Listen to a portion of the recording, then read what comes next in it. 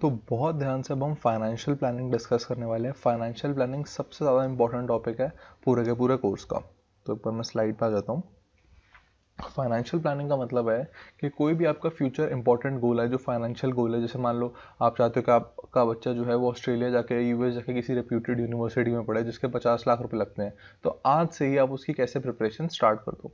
या मान लो आप चाहते हो कि आपके बच्चे की शादी बहुत अच्छी हो, बहुत बड़ी शादी हो, बहुत लग्जूरियस शादी हो, करानी नहीं चाहिए पर मान लो आपको करवानी है, तो उसके लिए आज से ही प्रिपरेशन कैसे हम स्टार्ट करें। मान लो अपनी रिटायरमेंट प्लान करना चाहते हो, तो किस तरीके से आप अपनी रिटायरमेंट बहुत ईजिली प्लान कर सकते हो। अगर आपको फाइनेंशियली इंडिपेंडेंट बनना है तो वो आप किस तरीके से कर सकते हो, इस सब की हम बात करेंगे फाइनेंशियल प्लानिंग के अंदर।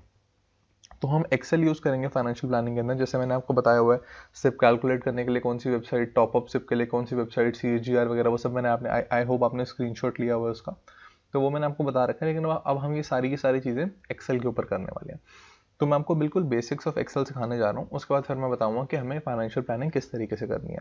फाइनेंशियल प्लानिंग में एक ये चीज़ याद रखनी है कि फाइनेंशियल प्लानिंग हम जब भी करते हैं, हम हमेशा निफ्टी 50 में करते हैं, निफ्टी नेक्स्ट 50 में भी नहीं करते। तो ये तो बहुत क्लियर है, सेक्टर्स में नहीं करनी चाहिए या फिर मिड कैप में या स्मॉल कैप में नहीं करनी चाहिए। मिड कैप के अंदर वॉलेटिलिटी बहुत ज़्यादा है, तो मतलब ऐसा हो सकता है कि हम फाइनेंशियल प्लानिंग करते हैं कि जब हमें पक्का हो, हमें श्योरिटी चाहिए कि तब तक हमारे पास पैसा बन जाएगा नहीं बन जाएगा। तो मिड कैप के अंदर बहुत वॉलेटिलिटी है, स्मॉल कैप के अंदर बहुत वॉलेटिलिटी है, सेक्टर्स के अंदर तो बहुत ज़्यादा इरेशनलिटी हो सकती है, जैसे आपको दिखाया था, जैसे आईटी बबल में हो गया था। तो हमें इन सब चीज़ों में नहीं करनी। हम जब भी फाइनेंशियल प्लानिंग करेंगे, हम सिर्फ निफ्टी 50 में करेंगे। निफ्टी नेक्स्ट 50 में क्यों करेंगे? क्योंकि ये भी बहुत इरेशनल कभी कभी हो जाता है। जैसे अभी मैंने थोड़े टाइम पहले, कुछ लेक्चर्स पहले मैंने आपको पीई रेशियो दिखाई थी, तो 90-100 के आसपास पीई रेशियो चल रही थी निफ्टी नेक्स्ट 50 की। तो जब निफ्टी नेक्स्ट 50 की 90-100 के आसपास चल रही है, मतलब अर्निंग तो कोई आ ही नहीं रही है, अर्निंग तो कुछ है नहीं, लेकिन पी सेंटीमेंट जो है बढ़ ही जा रहा है, तो इसके अंदर भी इरेशनलिटी बहुत ज़्यादा हो जाती है। तो हमने डिसाइड किया है, जब हम फाइनेंशियल प्लानिंग करेंगे, कोई भी फाइनेंशियल प्लान बनाएंगे, तो हमेशा निफ्टी 50 के थ्रू ही बनाएंगे। कैसे बनाना है वो मैंने नहीं बताया अभी, बस बता रहा हूँ कि हमेशा 15% और निफ्टी 50 मानेंगे। निफ्टी 50 के अंदर फाइनेंशियल प्लानिंग करनी है, और क्या मानना है कि रिटर्न हमेशा कितना मिलेगा? 15%। हमें पता है 15% से भी ऊपर मिल जाता है, हम इस रिटर्न को और भी बेटर कर सकते हैं कि जब मार्केट गिरे तो एक्स्ट्रा पैसा डाल के, लेकिन अभी उसकी बात नहीं कर रहे हैं। हम 15% ही मान के चलेंगे, और हम ये मान के चलेंगे कि हम निफ्टी 50 के अंदर करने वाले हैं। तो वो सब कराने से पहले मैं आपको बिल्कुल बेसिक्स ऑफ एक्सेल बता रहा हूँ कि माइक्रोसॉफ्ट एक्सेल आपने कैसे यूज़ करना है। मान लो अगर आप इसको फ़ोन पे देख रहे हो, या आपके लैपटॉप में एक्सेल नहीं है, आपके कंप्यूटर में एक्सेल नहीं है, तो प्लीज़ कहीं से एक्सेल डाउनलोड करो, एक्सेल कहीं से लो, और फिर एक्सेल को आपको यूज़ करना है। जो जो बातें मैं बता रहा हूँ आपको ये सारी खुद भी करके देखनी, क्योंकि अगर मैंने आपको बता दिया, मैंने आपको ये चीज़ समझा दी और आपने खुद करके नहीं देखी, तो आपको नहीं आएगा ये। मैंने आपको समझा दिया, आपने समझ लिया, और अगर आप खुद करके नहीं देख रहे, अगर आप खुद अपने हाथों से नहीं कर रहे, तो ये समझ आने वाला बिल्कुल भी नहीं है। तो बहुत ध्यान से आपने समझना है, मैं सब कुछ खुद कर रहा हूँ, और आपको हर स्लाइड के बाद जैसे हम स्लाइड चेंज करेंगे, आपको खुद करके देखना है कि क्या आपसे हुआ या नहीं हुआ, ये बहुत ध्यान से करना है आपने। तो मैं यहाँ एक्सेल पे आ गया हूँ। तो एक्सेल में जब भी कैलकुलेशन करनी होती है तो इज इक्वल टू लगाते हैं पहले। अब जब मैंने इज इक्वल टू लगा दिया, तो एक्सेल समझ गया कि हम कुछ कैलकुलेट करने वाले हैं। तो मैं बहुत इजीली 4 फिर +5 करने वाला हूँ। तो यहाँ आ गया 9, सो सॉरी है, पुराना कुछ चल रहा था उसके अंदर। Is equals to 4 + 5 is equals to 9 आ गया।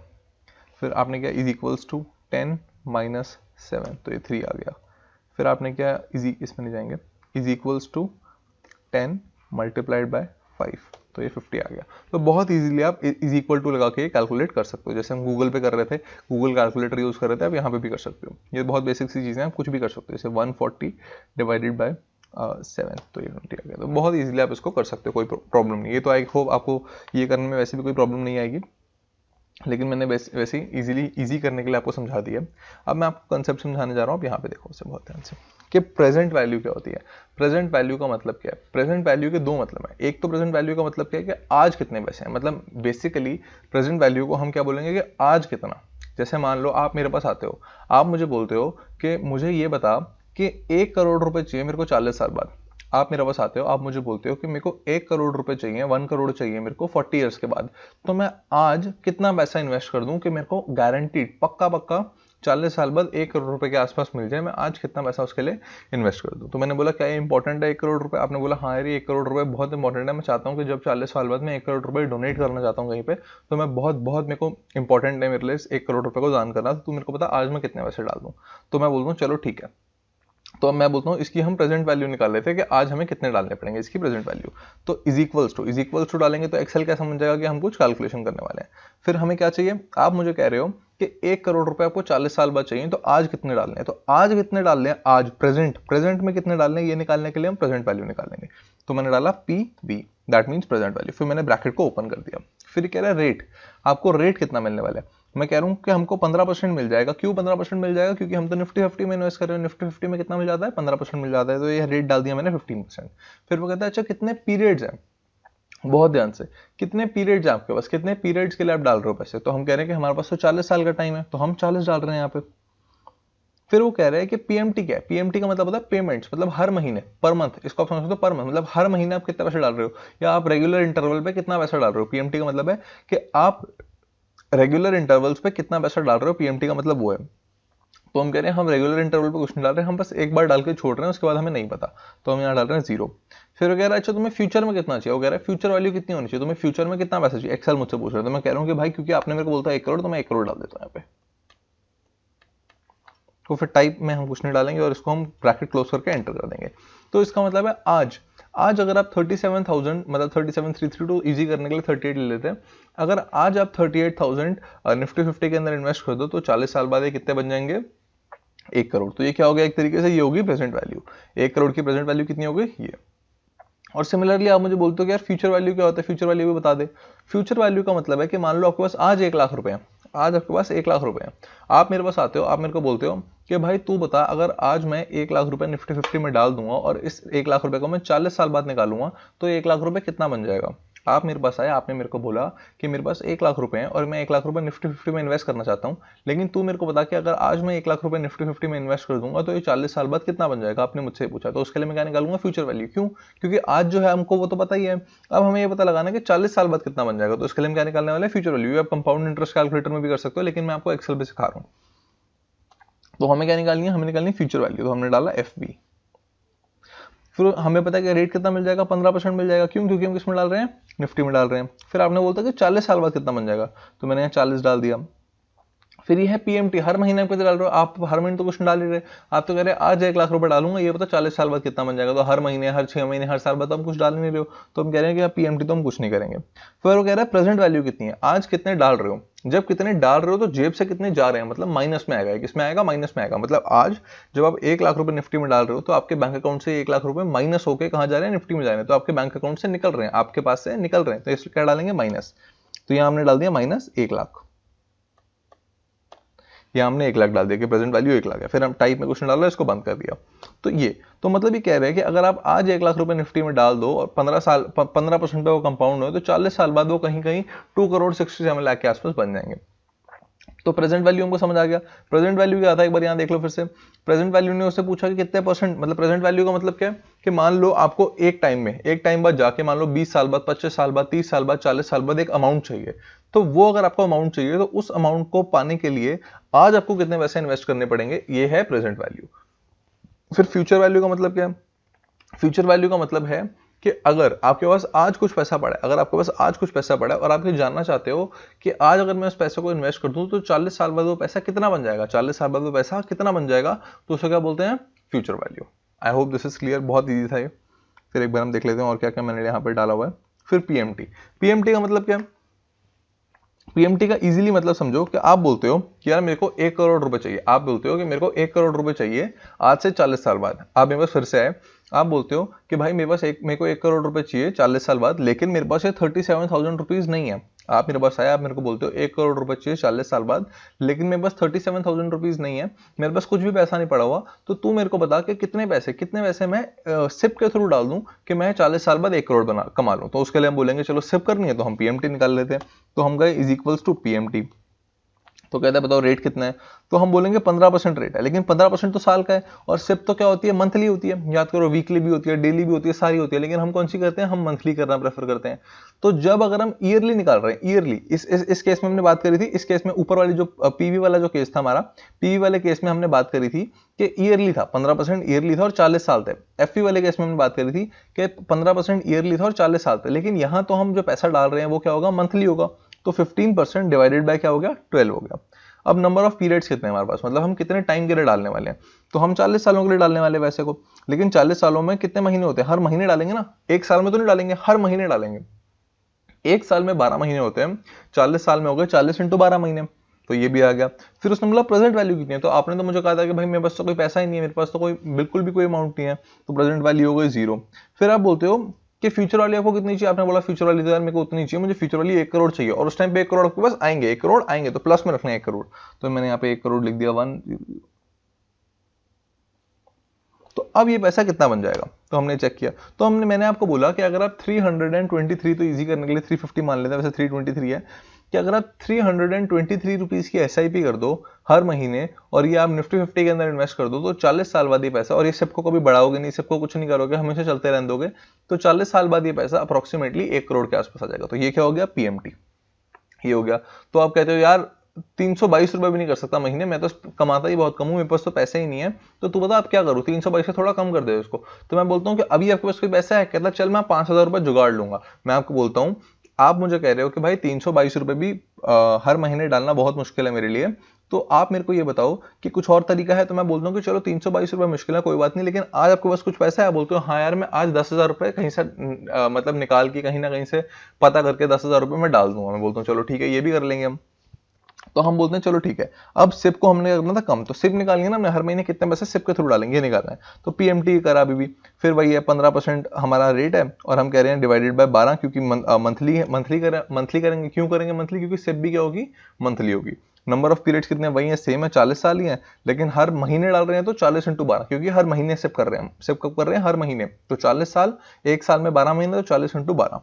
फिर प्रेजेंट वैल्यू, अब कह रहे हो कि अब प्रेजेंट वैल्यू क्या है कि आज आपके पास कितने पैसे थे, पहले आप कह रहे थे कि आपके पास कोई पैसे नहीं थे, अब आप मुझे कह रहे हो कि यार मैं कहीं ना कहीं से 10,000 रुपए जुगाड़ के आपके पास ले आऊंगा और 10,000 रुपए भी इन्वेस्ट कर देंगे। तो वो हमने 10,000 भी डाल दिए, क्योंकि 10,000 हम इन्वेस्ट कर रहे हैं, हमारी जेब से 10,000 रुपए जा रहे हैं, हमारी जेब से 10,000 रुपए निकल रहे हैं, तो क्या होगा, -10,000 होगा। तो ये हमने किया -10,000। फिर फ्यूचर वाली तो कह रहे हो यार 1 करोड़ रुपए चाहिए, और तो कुछ नहीं चाहिए, 1 करोड़ ही चाहिए। तो मैंने बोला ठीक है, तो फिर हमने अब निकाला, तो अब ये जो सिप आपकी 322 की थी, अब ये सिप कितने की होगी, 197, मतलब ऑलमोस्ट 200 रुपीज अगर आप महीने का डाल दो, और आज आप 10,000 रुपए डाल दो, तो 40 साल बाद कितने बन जाएंगे, वो 1 करोड़ रुपए बन जाएंगे। और डाला कि उसमें निफ्टी में डाला है, तो पैसा ऊपर नीचे तो होगा, लेकिन पैसा डूब तो सकता ही नहीं है इसमें, ऊपर नीचे होगा, वोलेटिलिटी तो होगी, लेकिन पैसा डूबने का कोई चांस ही नहीं है। तो हमने फर्स्ट रूल भी अप्लाई कर लिया। तो इस तरीके से हम अपनी फाइनेंशियल प्लानिंग करने वाले हैं। हम ये देखेंगे कि मान लो आप चाहते हो कि आपका बच्चा कहीं बहुत अच्छी यूनिवर्सिटी में पढ़ने जाए, आपको किसी बच्चे की मैरिज करानी है, आपको अपनी रिटायरमेंट की प्लानिंग करनी है। कुछ लोग कहते हैं जब मैं 50 का हो जाऊं, मैं चाहता हूं कि मैं एक बहुत बहुत बढ़िया और लग्जूरियस घर लूं, जो कि बहुत महंगा है आजकल, वो घर मैं लेना चाहता हूं, तो उसके लिए मुझे कितने की सिप करनी पड़ेगी। तो सबके अपने अपने फाइनेंशियल गोल्स होते हैं, सबके अपने अपने फाइनेंशियल अकम्पलिशमेंट्स होते हैं जो वो पूरा करना चाहते हैं। तो मतलब मैं उसके बारे में बात करने वाला हूँ कि वो हम किस तरीके से पूरा करेंगे। तो एक बार मैं चेक कर लेता हूँ। फिर कंपाउंड इंटरेस्ट कैलकुलेटर आपको बता दिया मैंने, कंपाउंड इंटरेस्ट कैसे कैलकुलेट कर सकते हैं, फ्यूचर वैल्यू निकाल के। जैसे मान लो आप निकालना चाहते हो, जस्ट अ सेकंड,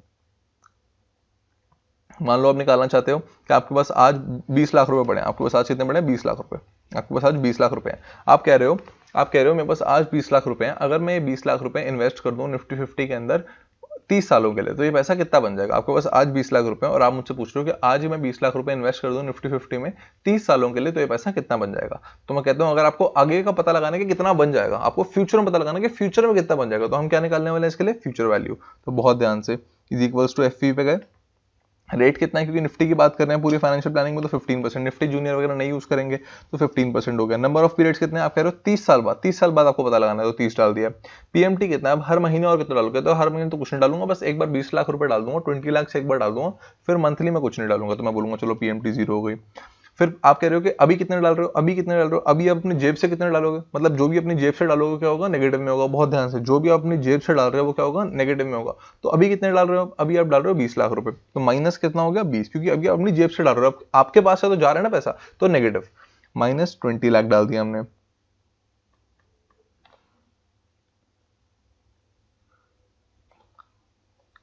फिर आप कह रहे हो, फिर हम टाइप तो देखेंगे नहीं, हम तो कह रहे हैं बस इतना है। मतलब इसमें हमने क्या किया, हम ये कह रहे हैं हम निफ्टी 50 में 30 सालों के लिए 20 लाख रुपए डाल रहे हैं, तो फ्यूचर वैल्यू निकालनी है। तो फ्यूचर वैल्यू क्या थी, 15% एक साल का मिल जाएगा, 30 सालों के लिए डाल रहे हैं, महीने के महीने कुछ नहीं डालेंगे। और आज कितने डाल रहे हैं, आज टोटल हम 20 लाख रुपए डाल रहे हैं। तो हमने एंटर किया तो पता लग गया कि ये 13 करोड़ 24 लाख के आसपास बन जाएगा, मतलब 13 करोड़ 25 लाख के आसपास बन जाएगा, अगर हम 20 लाख रुपए आज डाल दें और 30 साल के लिए उसको पड़े रहने दें। तो ये हमें समझ आ गया present value, future value, PMT निकालना हो, पीएमटी के साथ प्रेजेंट वैल्यू निकालनी है तो वो कैसे करने वाले हैं। कंपाउंड इंटरेस्ट भी इजीली कैलकुलेट इससे हो सकता है। सीएजीआर किस तरीके से कैलकुलेट करना है CAGR, मैंने आपको बताया था, एक बार फिर से बता दूं कि CAGR आपको कैलकुलेट करना है तो वैसे तो आप उस जो मैंने आपको वेबसाइट बताई थी उससे भी कर सकते हो, लेकिन एक्सेल से भी आपको करना आना चाहिए। तो मान लो जैसे आपने यहाँ पे किया, आपको क्या निकालना है, कंपाउंडेड एनुअल ग्रोथ रेट। क्या निकालना है आपको, compounded annual growth rate, CAGR निकालना है। कि मतलब मान लो आपने 1 लाख रुपए डाले प्रॉपर्टी में, जैसे मेरे नाना जी का एग्जांपल था, उन्होंने 1 लाख रुपए की प्रॉपर्टी ली 1970 में, 2020 में उस प्रॉपर्टी की वैल्यू हो गई है 3 करोड़ रुपए। तो 1970 से 2020 50 साल में हमने हर ईयर कितना कमाया, एवरी ईयर कितना परसेंट इंटरेस्ट हमें हर साल मिला, कंपाउंडेड इंटरेस्ट, तो वो होता है CAGR। तो मैं आपको वो निकालने की कोशिश, वो दिखाने की कोशिश कर रहा हूं। तो CAGR compounded annual growth rate निकालना है, तो हम क्या डालेंगे, क्योंकि हमें पता है एक्सेल को कैलकुलेशन करनी है, हमें बताना है एक्सेल को भाई कैलकुलेट करने वाला है, तो इज इक्वल टू डाल देंगे। हमें क्या निकालेंगे, CAGR, तो हम डालेंगे रेट, RATE, फिर ब्रैकेट खोल देंगे। वो कह रहे अच्छा कितने साल हो गए, तो हमने बोला 1970 में लिया था और 2020 हो गया, तो 50 साल टोटल हो चुके हैं। तो बोलता है अच्छा चलो ठीक है 50 साल हो गए। फिर हम कहते हैं कि PMT का मतलब है हर महीने के महीने कितना डाला। हर महीने तो कुछ नहीं डाला, एक बार 1970 में 1 लाख का घर ले लिया था और 2020 तक उसको होल्ड करते रहे, तो महीने के महीने तो कुछ नहीं डाला। फिर वो कहता है प्रेजेंट वैल्यू क्या थी, प्रेजेंट वैल्यू मतलब उस टाइम पे प्रेजेंट वैल्यू मतलब उस टाइम पे आपने कितना पैसा डाला था उस टाइम पे, या अगर आज से कैलकुलेट कर रहे हो कुछ टाइम के लिए, मतलब कभी भी कर रहे हो तो प्रेजेंट वैल्यू उस टाइम पे कितना पैसा डाला था। हम ये देख रहे हैं कि 1970 में 1 लाख का घर लिया तो कितने पैसे डाल रहे थे, 1 लाख रुपए, और वो जेब से गए थे पैसे, वो जेब से गए थे 1 लाख रुपए, तो -1 लाख। फिर वो कह रहे हैं फ्यूचर वैल्यू कितनी हो गई, तो अब तो 3 करोड़ का घर, तो फ्यूचर वैल्यू कितनी हो गई है, 3 करोड़ हो गई है, तो 3 करोड़ डाल दिया।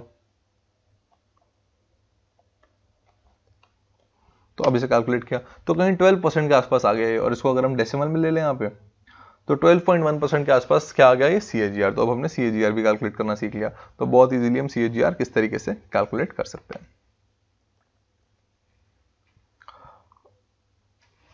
फिर extended internal rate of return क्या होता है, जैसे याद करो मैंने आपको बताया था कि आप भी सिप कर रहे हो, मैं भी सिप कर रहा हूं। मान लो आप भी पर मंथ 5000 के सिप कर रहे हो, मैं भी पर मंथ 5000 के सिप कर रहा हूं। आपने भी जब मार्केट गिरी तो थोड़े बहुत पैसे डाले, जब मार्केट गिरी मैंने भी थोड़ी बहुत डाले पैसे, लेकिन क्या होगा, आपने अलग टाइम पर डाले, मैंने अलग टाइम पर डाले, तो जो आपका इंटरनल रेट ऑफ रिटर्न होगा और जो मेरा इंटरनल रेट ऑफ रिटर्न होगा वो डिफरेंट होगा। तो ये हमें निकालने की कोई जरूरत नहीं है कि जब भी आप अपना म्यूचुअल फंड ऐप खोलोगे, जैसे मान लो आपने HDFC AMC का ऐप खोला, तो वहां पे ऑलरेडी लिखा जाएगा कि आपका इंटरनल रेट ऑफ रिटर्न कितना है। जैसे मान लो गलती आपने क्या करी, आपने टॉप पे ज्यादा पैसे डाल दिए, जब मार्केट ऊपर थी आपने तब ज्यादा डाल दिए, जब मार्केट गिरी आपने तब नहीं डाले। तो अगर मान लो कोई बंदा सिर्फ सिप कर रहा था, कोई बंदा सिर्फ सिप कर रहा था और उसने कुछ एक्स्ट्रा पैसे नहीं डाले, तो भी उसका रिटर्न रिटर्न पैसे नहीं बता रहा, पैसे कितने कमाए वो नहीं कह रहा, जो रिटर्न होगा आपसे ज्यादा होगा। लेकिन मान लो आपने क्या किया होता, मान लो मार्केट ऊपर जा रही है, मार्केट नीचे गिरी, और जब गिरी हुई मार्केट में आपने ज्यादा पैसे डाल दिए, तो आपका रिटर्न वो जो बंदा सिर्फ सिप कर रहा है उससे ज्यादा हो जाएगा। तो जो इंटरनल रेट ऑफ रिटर्न होता है सबका पर्सनल होता है, आपका अलग होगा, मेरा अलग होगा, किसी और को कुछ और होगा। मान लो आप भी निफ्टी 50 में सिप कर रहे हो, मैं भी निफ्टी 50 में सिप कर रहा हूँ, कोई और भी निफ्टी 50 में सिप कर रहा है, हम सब निफ्टी 50 में सिप कर रहे हैं, लेकिन सबका रेट ऑफ रिटर्न अलग होगा। वो किस पर डिपेंड करेगा कि हमने कब पैसे को अलग अलग जगह पे इन्वेस्ट किया। इसकी हमने बात करी थी when to buy and when to sell में, कि जब निफ्टी की 50 की पी, बैंक की पीके वाला जो सबसे बेस्ट टाइम होता है उसमें इन्वेस्ट करने का। तो उस हिसाब से जब हमें पता लग जाए कब सस्ती है, EGR भी चेक करते हैं, कब सस्ती है कब महंगी है, हमें वो पता लग जाता है। उस हिसाब से जब सस्ती हो जाए तो हम बहुत ज्यादा पैसे डाल देते हैं, जब महंगी होती है तो हम निकाल लेते हैं। पर वो सब बातें हम बात पहले करी थी, अभी उसकी बातें नहीं कर रहे।